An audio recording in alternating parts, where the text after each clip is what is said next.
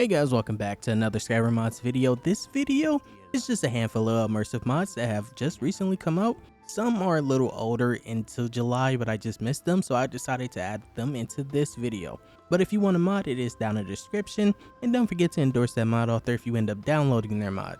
But as of right now, let's dive right in, and I hope you guys enjoy. The first mod up, a simple mod for the wildlife of Skyrim. Of course, my elk are already kind of overhauled with new textures and meshes, but this mod does it so much better. This mod is called Deers Reworked Ultimate, and even though this mod says deers, they do overhaul elks, is not a completely new creature, but it does take those creatures and apply new textures that come from real elks by Reworked. But the best part about this mod is that not just textures and meshes were added, because it also overhauls the antlers, giving the antlers a new modern 3D look that is much better than what Bethesda just threw at us and hope we accept it. This mod mainly takes resources from other mod authors like Frank Black and also Demifish. The best part about this mod is that it has no real requirements. If you want to install it, you can do so with just clicking and playing. But if you want to improve on these even further, you can just grab some of the mods listed in the description. This next mod, a new animation pack just for male characters, with the name HSF Male Furniture Idols, which is already pretty rare because males really don't get animations in this game anymore, but it gives new idle animations for male characters sitting in furniture, and also when they lean on the wall, or if they really want to seem emo, they'll sit on the floor and then lean against the wall. It's pretty dynamic. One slight issue I did notice is that these animations don't really have a loop. So in certain furniture spots, they will play at certain times, but it will end as if the character is getting shifty. But some of them, they will sit there calm, cool, and collected, and as the mod page put it, put on their swag to show it off. These animations, as you can see, work for all male characters, not just the player character, as well as all furnitures. Or at least leaning against a wall, taking advantage of AI Overhaul, which adds a bunch of these new markers if you really want to see this mod in effect. It will show these new animations. Though I will admit, sometimes it does take a little second for the animations to kind of pick up. Like if the character sits down and starts eating after they finish eating, it still takes a further few seconds for this mod to take effect. But even with that being said, this is a great immersive mod that I think everyone should try out if you're tired of female characters always getting all the cool animations. Speaking of things only for female characters, this next mod is called Sand Snake Armor and Weapons, adding in a modular light armor for only female characters, of course, that also, as the title suggests, comes with their own weapons. But first we gotta focus on the armor that comes with up to 4K, but you can downscale it to 2K if you want, and it also comes with HDT physics, which means that you do need faster HDT. You'll also have to build your body slide first before you join in game, or else you'll just pretty much be a floating head and hands like Raymond. But it's good practice to do that for all armor mods that aren't made for the vanilla body. This armor also does feature different handguards and hand wraps to mix and match, one just seeming a little more armored than the others, no real cosmetic difference, but a great way to show your preference. And I kinda just wanted to show the outfit without the skirt on, so you know at least the pants aren't ugly. And now we focus on the weapons part of this mod, because this mod features spears for you to use with this set that do require animated armory to utilize its new animations that was made for the spear, or even to activate the mod, because otherwise it won't appear. But the great part is, if you don't use animated armory, you can just grab the optional file which removes the dependency masters, but then it'll just act like a battle axe or a warhammer.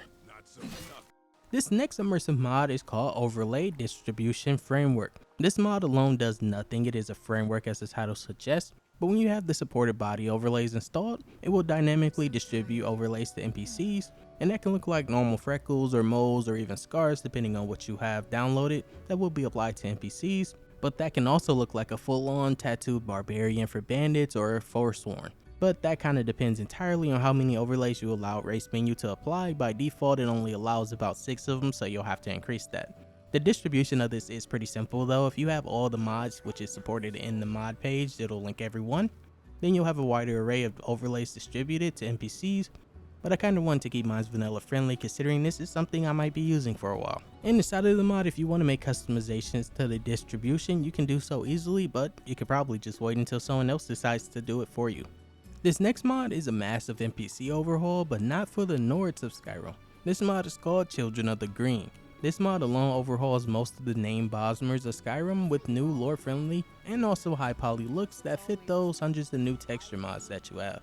And those texture mods probably make your game look super hyper realistic, so you probably want to get rid of those ugly NPCs and have a beautiful scenery to go with them. Little side note though, these replacers will not use your body textures. They have a huge requirement that's about 200 megabytes for those, just to prevent neck seams I assume, but honestly, unless you plan on seeing these NPCs naked, you really shouldn't care too much about them. In my opinion, this overhaul does so much to make sacrificing body textures kind of worth it. Not just overhauling their appearance, but also keeping a vanilla friendly look, as well as going out their way to add new clothing to the NPC, but if you want a full on clothing overhaul, that's a separate mod for this mod.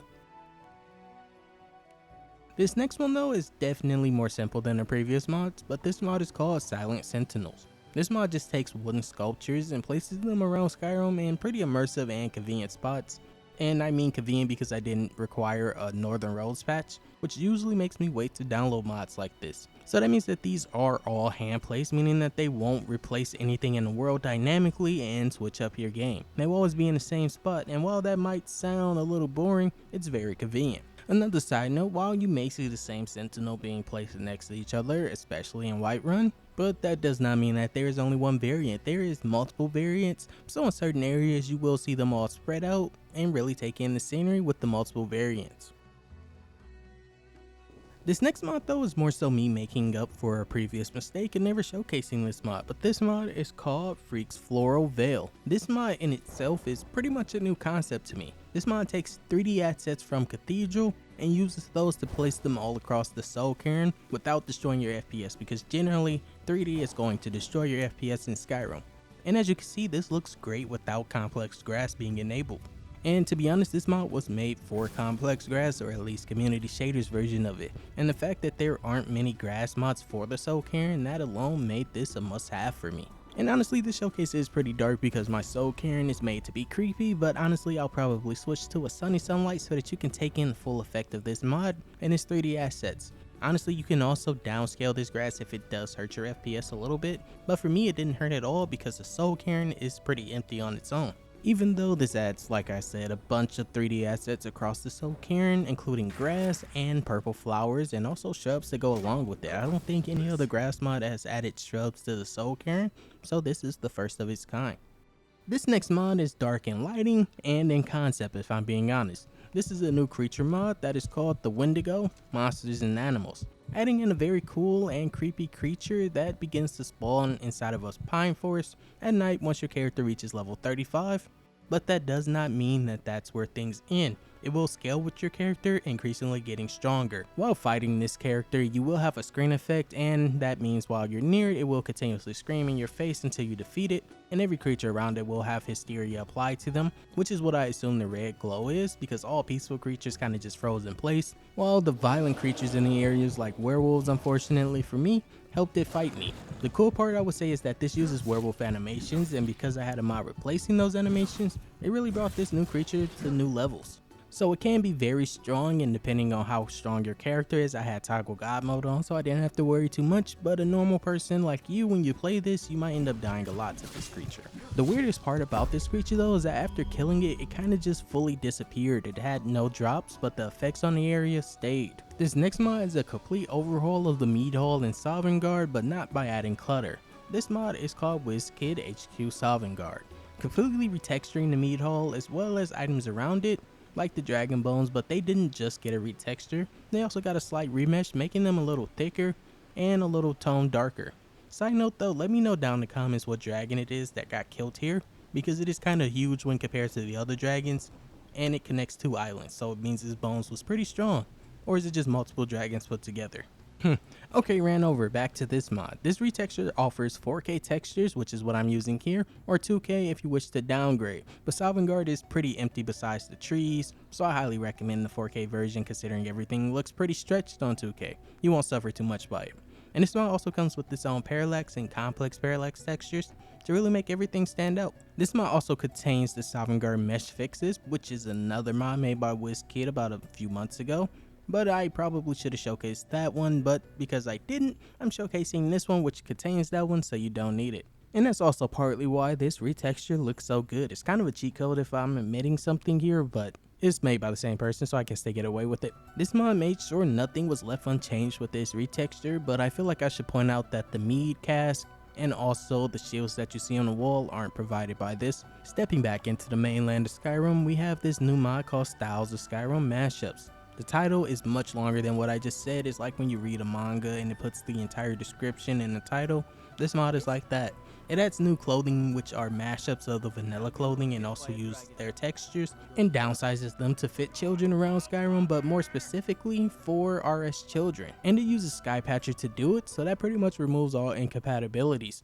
And while there are a few RS children clothing overhauls, I will admit, I like this one because of its bland colors and every outfit fits the child who is currently wearing it. Another way it gets points for me is that it works with Children of the North, otherwise I'd probably just use Prince and Pauper Refined, but that one does not work for this.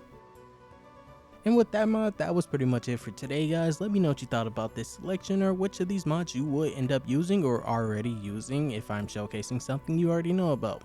But as of right now, I hope you all have a great rest of your day. Peace and love, guys.